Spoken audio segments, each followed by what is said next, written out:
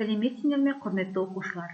Мен Әтебекова Айнұр Андабековна, Абай атындағы орта мектебінің қазақ тілі мен әдебиеті пәні мұғалімі.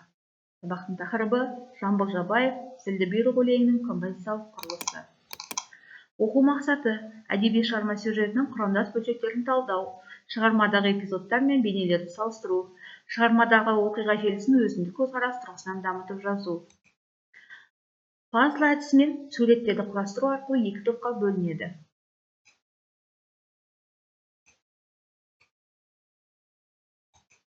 Жамбыл Жабаевтың «Зілді бұйрық» өлеңі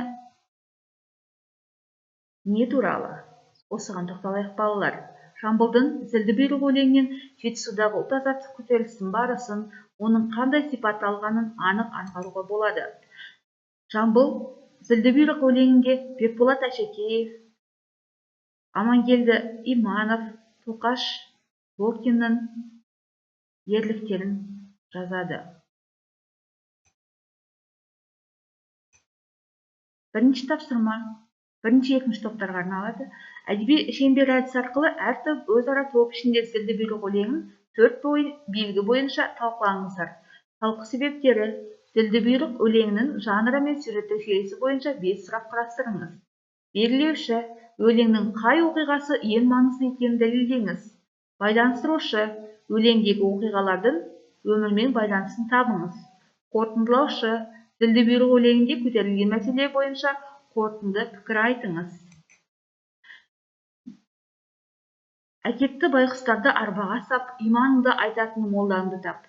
Үндеріңді шығарма өңкей-надан, мұнан былай сөйлеме, аузыңды жап. Тамсыны алған екен бұт байқамап, оларды жігітімен кетті сабап.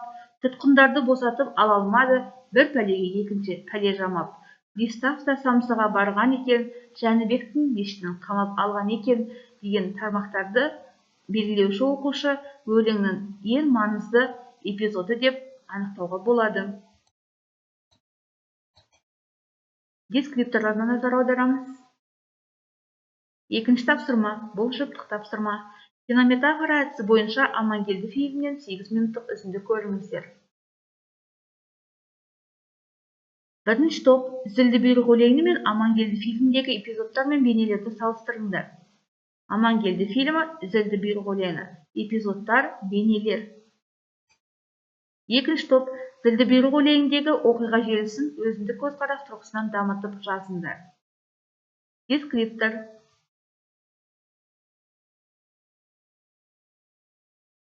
сұрақтар себеті әдісі бойынша саралау тапсырмалары. Жамбыл Жабаевтың «Зілді бұйрық» өлеңі қандай тарихи оқиғаға байланысты жазылған? Өлеңде қандай батырлардың есімі аталады? «Зілді бұйрық» өлеңінде «Қырсаңда баламызды бермейміз» деп дейтін кімдер? Өлеңде қай жыл мезгілі аталады? Осы сұрақтарға жауап береді. Үшінші тапсырма бұл жеке тапсырма. Оқиға талдау әдісі арқылы ақынның «Зілді бұйрық» өлеңіндегі сюжеттің құрамдас бөлшектеріне талдау жасаңыздар. Оқиғаның басталуы, оқиғаның байланысы, оқиғаның дамуы, оқиғаның шиеленісі, оқиғаның шарықтау шегі, оқиғаның шешімі деп сюжеттік композициялық талдау жасаймыз. Балалар, сабақты қорытындылау мақсатында маған 3 нәрсені айт, кері байланыс парағы беріледі. Бүгін біз 3 оқу мақсаты бойынша сабақта не өттік, неден табысқа жеттім? Осы мәселе төңірегінде өз ойымызды білдіреміз.